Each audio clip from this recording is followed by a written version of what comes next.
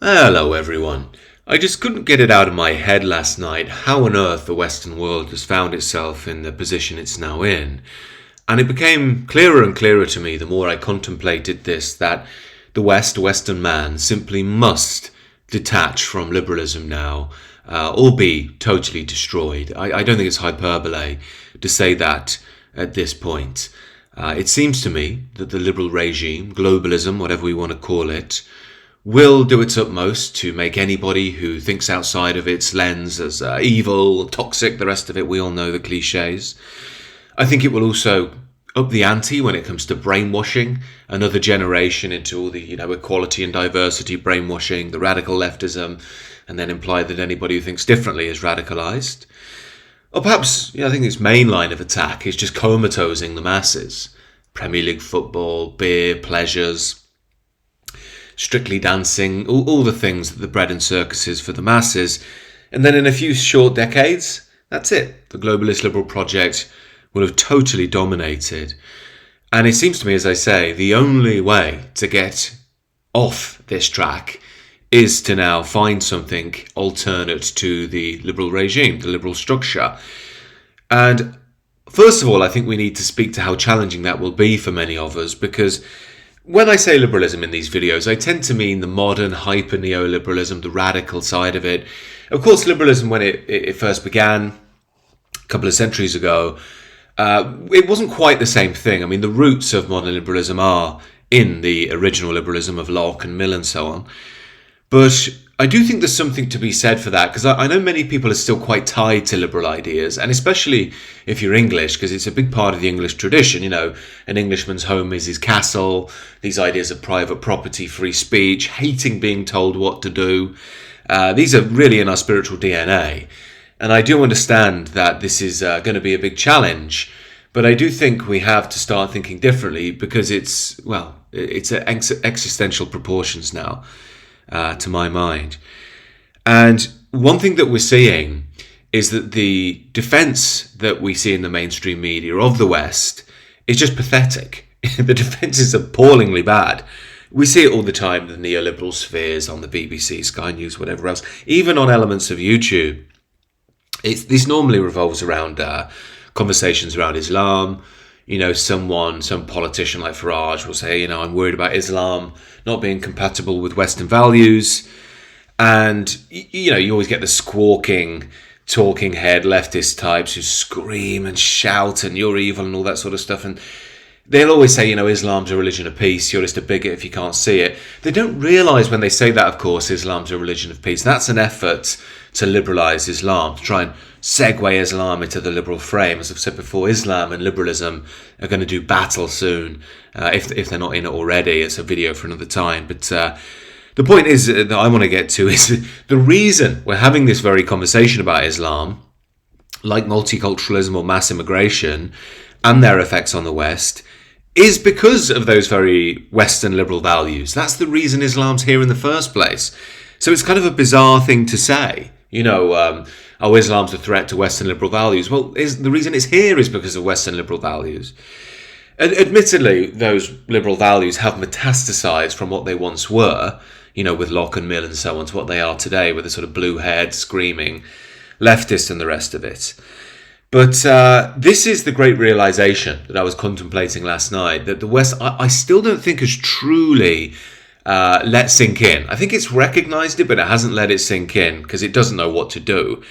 And that realization is, liberal values are a Western thing. Very much an Anglo thing, you could say, in their political iterations. Obviously France, the French Revolution, American Revolution, and so on. But a lot of the philosophical grounding is in England, a bit in Scotland, and certainly a bit in France. But in principle, I don't think we've truly realised that this isn't going to map on, or you can't scale it on to the rest of the world and the world cultures and the different peoples. We've spoken about it many times, the sort of joke that you can't really import Muhammad, from Pakistan or Syria or Somalia or wherever, and expect him to spend a couple of years in London and then be attending pride marches in a mankini, talking about how he loves, trans and gay stuff and the rest of it. It's just not going to happen, ever. You'll always get one or two. I know there's someone who's out there who says, yeah, but, I know Ahmed, and he came from Pakistan and was gay, and, he's all fully into the poppers and the cocaine now. I'm sure he is. But, what I'm saying is, en masse, it's just not going to map on. So, and again, to be fair, I don't blame Muslims or any other people, Hindus or whatever, for coming here and not going to the Pride March. I personally wouldn't expect them to. It's only really the liberal madness that thinks that they will buy into all of this. But the point is that this isn't a new realization. It was Merkel, I think, and Cameron 10 years ago, maybe more now, who were saying that multiculturalism hasn't worked. That was 10 years ago. But what's changed since then? Nothing. Mass immigration has continued. The same old liberal program has continued. If anything, it's upped. They put the foot on the gas with regards to the mad wokeness and you're all evil if you oppose mass immigration. It just went absolutely insane. So after realising it wasn't working, that was mainstream politicians. All we've done is ramped it up by a factor of 10. Now, why are we doing this? Well, one, you could say it's just the globalist liberal regime, our overlords, just enforcing it on us whether we like it or not, flexing their muscles and so on. But I think there's another thing that's very important here that we don't speak about, in that, in one sense, we don't have a plan B, or we do have a plan B, but we're just frightened of that plan B. We're frightened of realising that the Western people are a unique people who think about the world in a unique way, that have built a unique culture, and that doesn't map on to this, we could say on the one side, woo-woo vision of utopian humanism, or on the other side, the sort of lovely liberal idea that basically we're all just a clump of cells, and beneath some very minor cosmetic differences, we're all exactly the same. And it's almost like realising that is seen as toxic to the average Western person. It's completely normal in reality. It doesn't mean you hate anybody because you realise that. If anything, it can make you learn more about other cultures. I've explored many times on the channel, but there's a lot of liberal propaganda and leftist brainwashing in the system. So it's almost like people are terrified, of almost being interested in their own interests. And the highest value you can have, of course, according to the liberal regime, is to be inclusive, to be tolerant, even to the very point of tolerating the intolerant. And even when the sort of more rightist liberals realise that, they can't do anything. They have no answer to it other than, well, what I believe in an ideal world, and then they just go back to, another YouTube video talking about how Islam's a threat to the West, So the point is, we're in a bit of a bind. And the core point I really want to draw on here is this all happens within the globalist project just going on and on and on and on. So while we're having these debates, it just pushes on year after year. The globalist liberal market just keeps growing. Leftist ideology is pumped into a new generation. More and more people are comatose, more interested in the fate of Manchester United than their own nation. And that, again, is not hyperbole. So the point is that this has led us to a very tricky place. And you can see it developing on the right now, where many people have been pushed past the limit. They wanted to just be the, liberal who do what you want to do. It's all about live and let live. That's their worldview. And it's a sweet worldview on the surface, don't get me wrong. But I think more and more people now are starting to wake up and realising we are coming to the end of the day. And this has led to these development of what you might call the ethno-narratives we've seen develop in the past couple of years. It's still quite fringe, but there's no doubt it started to address the mainstream that bit more. Before, maybe 10 years ago, these were the conversations that really only the hard right would have. That the Europeans have an actual ethnic identity and they don't want to be eradicated. It was seen as sort of, extreme and all that sort of stuff. But as the Europeans are increasingly made minorities in their own towns and cities, as things get more dangerous, more strange, and as they're lectured for noticing that things aren't quite working out, more and more people are starting to turn back to this and thinking, hang on, we do actually have an identity here. It's not about hating anybody else, but it is about our own interest. And I think that is leading to two essential questions of the age that Western man is going to have to answer, or just put his head in the sand and hope that it all magically turns out okay, which many people are going to do. But for those who are actually switched on to what's going on, there are two big questions. So much of the public conversation is about being inclusive. And I've said many times, no one wants to see the kid who's, Indian kid or black guy or whatever who's being bullied and left out of the football team, and he's got his head down and tears in his eyes. Nobody likes that.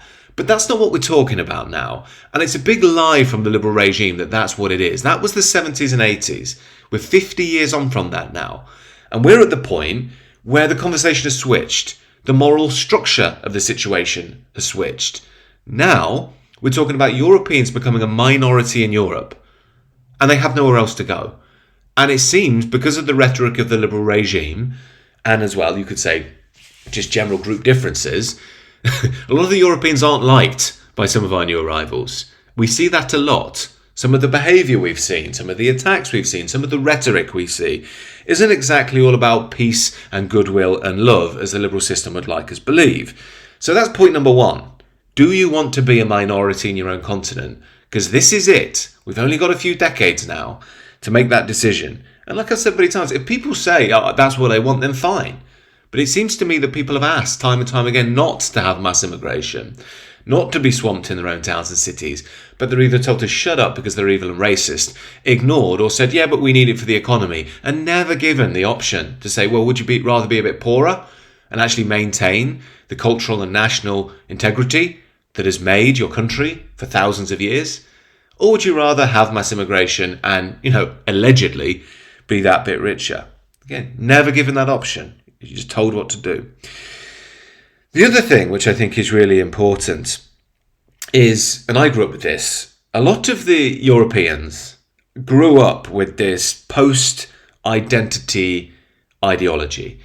And I remember hearing it from my school, every job I had, my parents, when I go and see Leicester City football team growing up. It was always the same. It was always, the MLK worldview. Judge someone by the content of their character. No problem with that. Fair enough. And of course, on an individual level, of course, I'll still do that in my day-to-day life. I'm not going to be horrible to anyone because I have a different skin colour or anything like that. But the point is that I think like many of us, have started to realise that it's only really white nations, European nations, that do this.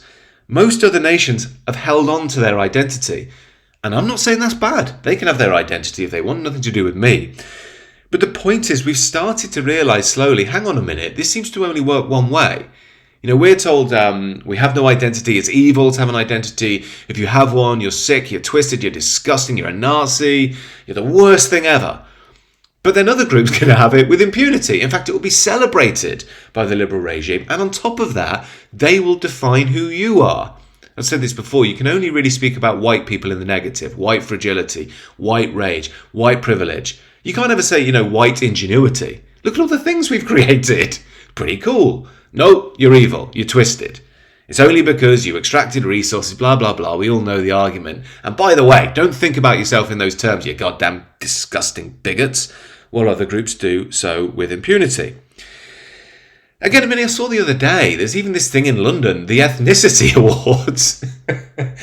This thing is, basically they give people in the media and commerce and business awards because they're minorities, and they, promote the interests of minorities, ethnic minorities, inclusiveness, DEI, the rest of it. And it's so bizarre. It's like we're supposed to look at these things but not notice that the subtext of this is apparently life is so hard for these minorities because they have to live in a white majority country. And I guess we're just so terrible they have to have awards to celebrate how brave they are for managing to make it work in such a hostile environment. And again, we're just supposed to drink this in tacitly all the time. As I say, I don't have any desires to be nasty to any group or horrible to any group, but you have to notice all the time there's a tacit assumption of what the nation is. And again, they may define you, but you may never define yourself. And there's a big question there with regards to one's destiny. As I say, it's not about hating anyone, nothing of that sort. But you do think, well, what about the destiny of the European people? Are we not allowed a say in it at all? Do we just have to be in this post-identity age while you define us constantly? It just doesn't make sense. At least it doesn't to me. And then that begs the question, well, how did we get here? This is a crazy situation. In really, 50 years we've got here. But I think you have to go back a lot further than 50 years, right back to the first liberals. Again, I'm talking Locke and Mill and Smith and people like that and so on. And I think one thing that when you look at the liberals, you can see some of the points they're making. You know, freedom of speech, private property, ability to have freedom of thought, live your own life. I think we can all sympathise with some of those ideas to an extent. But one thing I have always thought when looking back at these ideas is they assumed certain backstops because it wasn't in their environment to think that these things would be challenged. And when I say certain backstops, what I really mean is religion and nation. So to start with religion, you know, a key factor of living a free life, paradoxically for many, is having a strong religious structure. And I'll explain what I mean. If you want to be free from the law of the land, which could be set by the government or a monarch, then you need to have some moral structure which is shared across the board that everybody can align with. And of course ours was the Christian moral structure. Now, it doesn't mean absolutely everybody was a Christian. It doesn't mean everybody bought into it, but the mass did. The implicit assumption of the culture was the Christian morality. And we all knew that. I've said it before, it's why there's a church in every small village. That's like the beacon, which is the moral coordinate that our whole society would point towards. And so you don't need some big overarching state or even monarch to be telling you what to do all the time. Your moral life is conducted in a symbiotic relationship with the church and your own inner life. And again, of course, that has been open to abuse and dogma and the church going too extreme, but it's why the church needs to be strong, or at least the religious body needs to be strong in a functioning nation if you're not a Christian. Again, the idea is that we all have this shared moral structure. And you could say with Christianity, it's not just Christianity itself, but Christianity that's been weaved into European culture. Jerusalem to Rome, through the Roman Empire, into every last little outpost, and then even made into the own national image of the given people. So you have, if you like, their own spirit that's been intertwined with the Christian tradition, which is of course what we see in England and France and Portugal and Spain and the rest of it. You go into a Spanish cathedral, you have Gaudi's architecture there, you have the Spanish flavour of Catholicism, just as the same you have the beautiful village Anglican church. Peaceful, kind, gentle, you know? It's part of our spirit has come into it. So again, the point is that over the centuries we developed this, which gave us, if you like, that shared moral structure, which meant we could trust one another. Now, you could argue there are other factors to high trust, but that's a video for another time. The broader idea is we had a shared mythos, and that was outside of the governmental structure. And of course, when you remove, if you like, the path to the transcendent, which again, in and of itself is incredibly powerful. As I've often said, Christ's teaching that in the Beatitudes where he's saying, look, if you're looking at a woman lustfully, you've already broken the law. This is wonderful because what he's showing us there is you shouldn't be so tied to external law. Then you're going to be locked in worldly power. You need to be able to understand the law within yourself and come to harmony with that. And if you can do that, you can essentially have a harmony which is replicated within your brother, and you don't need the overarching structure to push you around. It's a wonderful dimension, again, which I think the West really fleshed out. But the point is, if you remove that, and of course we've removed our transcendent understanding, everything's scientism these days, and well, of course Christ didn't walk on water, and all this sort of stuff. And of course the church has just become another tool of liberalism. So what we have, it's just replaced by rule by government or rule by liberal regime and legalism. You know, that's what's come in, especially in America, this suing culture. So if you like, the freedom has gone and been replaced, if you will, by more worldly forms. So again, I don't think the original liberals felt that Christianity was going to be destroyed like that, or at least Christian culture, because they just viewed it as it's implicit in who we are. The other thing, of course, is nation. And again, I felt in their time that they would have assumed that the nation would have remained sovereign.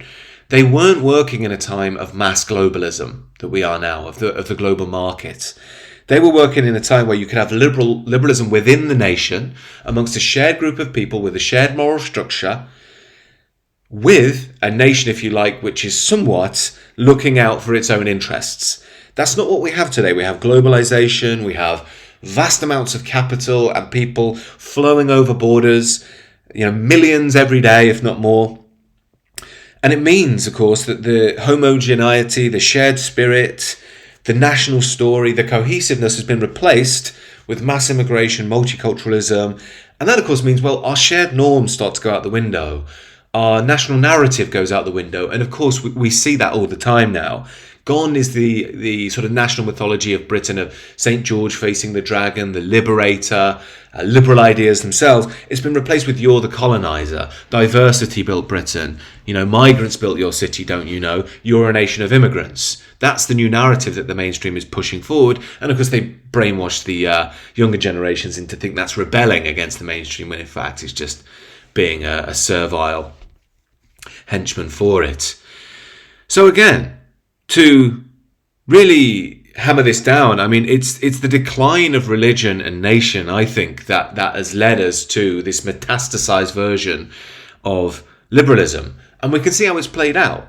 The sort of idea of individualism in liberalism has taken us not really to freedom, but to a sense of atomization. We don't know who we are anymore. We're frightened to even acknowledge who we are. Well, other groups coming in have no problem doing that at all. As I say, when I used to work in one of my corporate jobs, there was a guy from Pakistan, and he used to write bits online. And I remember him saying, I'm writing a new piece. It's about my people. And I remember being shocked, like, my people? You can't say that. Of course he can. Of course he can. He'll get a pat on the back and a round of applause from the liberal regime for that, But anyone else says it, or a European says it, you're evil. You're twisted, you're disgusting, you're appalling, you're not welcome. In the modern West is the message you get. And it's back into atomization, living your own way. And this is again part of the loneliness epidemic, the sort of meaninglessness people face. It's also the same with the free thinking. Now, I don't want to badmouth free thinking. Of course, you should be able to think what you like. And that was a core facet of liberalism. But the problem with it is it's almost taken away authority. So we've lost respect for the true expert in a given field who's earned his way. And you can see this with, again, the decline of a PhD and what it means. As I said the other day, if you've got a PhD in nuclear physics, fine. But if it's like, cultural theory and the effects of COVID on Indonesian people in Britain, this is meaningless. It's meaningless. It's just a load of leftist nonsense. I've studied this stuff myself. It's bonkers. A freaking monkey could do it. But this is what I mean, that the free thinking is sort of, again, metastasized into a sort of a mass spiritual, political and philosophical confusion. Nobody seems to agree anymore. Nobody knows what the authoritative line is on anything. And we're gutting out our own institutions of knowledge that once could guide us. And what does that mean for unity within a nation? Well, it just basically means this is an economic zone, really, that doesn't have any real heart anymore. It doesn't have any unity. It's the same again with the breakdown of hierarchy. Of course, liberalism originally challenged lots of hierarchy in the church and so on, monarchy. And you can say, well, yeah, there's an argument of freedom to that. But now we can see that without that hierarchy, we're being pulled around from pillar to post, because we have nothing to protect us or stand by or work towards. And this has led again to the power of the market. Ad men dominate everything, tell you what you want, try and fulfill your pleasures. You're free to do what you want and pursue what you want. But a lot of the stuff we pursue is just completely unhealthy. Pleasures, lusts that leave you feeling hollowed out, that have no meaning to your life, that don't help you build anything. And again, of course, that relates to the lack of religion or at least mythological structure. Okay, all right, you get freedom and so on, but what about now? We're sort of culturally rudderless. We don't know who we are anymore. We certainly don't seem to know much about our own tradition. We're materialistic, we're often self-centered, and a lot of us are spiritually dead. This is why we focus on the practical and the utilitarian over the beautiful in the modern world, And that means, of course, we're open to attack from every angle. From the dark forces of life, temptations and pleasures. Again, modern man is sort of lost in a druggy haze as he chases women and money, and women themselves are chasing the corporate role, being the girl boss. What does that equal? Men and women are competing, no one's having children, society declines. And even if the women do get pregnant, they abort the children. I mean, millions of children we've aborted, and instead we've replaced them with people we're bringing in from the third world. It traps men in an eternal adolescence, that. And of course, again, that means that a rival civilization that is strong, that is loyal to its own principles, its own foundation, will be ripe to take on the Western world soon. A lot of people look at Islam for that. I think there is an argument for that. But it ignores the real problem we face is globalist liberalism. Secular materialism, money power. That's the real empire we're being ruled by now. So again, I think this hopefully explains why we're in the situation we're in. And it seems to me we have three choices now. Number one, we just keep going, like many people are doing. Just keep voting Keir Starmer or whoever the Tory party put up next. Basically say, such is life. You get this when people speak about mass immigration. Well, change is a part of life, as if it's natural. This isn't natural change. This has been enforced from the top. But again, that's the way they view things. Head in the sand, Premier League football, Strictly Dancing. Just pretend everything will continue on as it has forever. Very much the worldview of the liberal boomer. Number two, and this is what many youngsters go for still, and again, many people who just have completely lost touch with their own tradition, their own heart and soul, is the leftist revolution angle. And in a sense, I know these people are completely subversive and corrupting everything from the inside out, but in a sense, I do sympathise with them because they don't have anywhere else to turn, and they're just trying to find a sense of meaning in their life, and the meaning that they've sought is destroying their own soul. They just don't know it.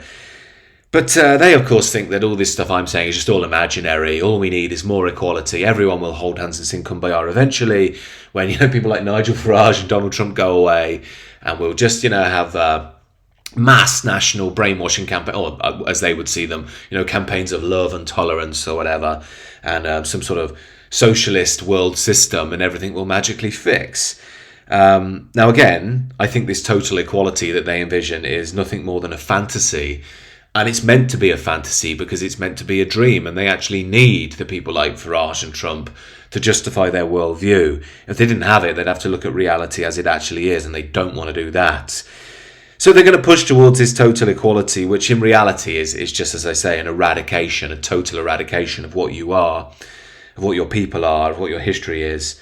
That's the true end of the push for equality. As I said many times, you can find justice and equality in God, in the metaphysical transcendent realm, but you're not going to find it here on Earth.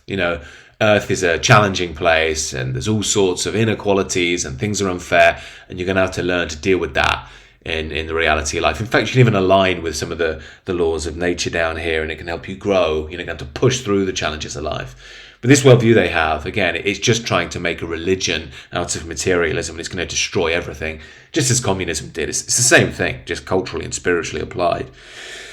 Or we have this other option, which is what I sometimes call the new old way. A new understanding of ancient wisdom. It's like we've been round this rodeo once or twice now, we've figured out the way, and we're going to have to try and navigate a path that can keep us safe and aligned, and it will mean sacrifice of individual pleasures, a sense of duty, a sense of discipline to a higher order, a re-embrace of authority, hierarchy, and of course that doesn't mean just living a life of dullness and pain. It means sacrificing yourself now, being dutiful towards something noble to create a better tomorrow that will give your soul light, your community light, your country light, even your continent light, and that completes you in the long run. That's the real message I think that we once had in Europe. And with that, I think will come that big question. It will give the Europeans a chance to have a say in their own destiny. The way things are at the moment, we don't have a say, and we're told that that's a good thing, and you're evil if you want to say. As I say, none of this is about hating anybody. That's a lie from the liberal regime. Every other group thinks this way. And you can even be friends with different groups, align with them, see where they're wise, see how you can have cultural and economic exchange, as I often say. It's just all we have to do is start thinking outside the liberal frame. It's why I believe one of the real keys for the future is going to be independent institutions. Things that can allow you to have philosophy, spirituality, art, creativity, politics, which are outside a liberal frame, which just poisons everything with its own ideology. Anyway, these are my thoughts. Longer video today. Do let me know what you think down below. Be interested to hear your thoughts. If you are interested in personal and spiritual transformation, do check out the sister channel, The Sacred Way, linked in the description. As is the Substack, if you want to join there for exclusive content, chat with me when we have our monthly chats, all that sort of stuff. Other than that, do subscribe to this channel, and do enjoy the rest of your day.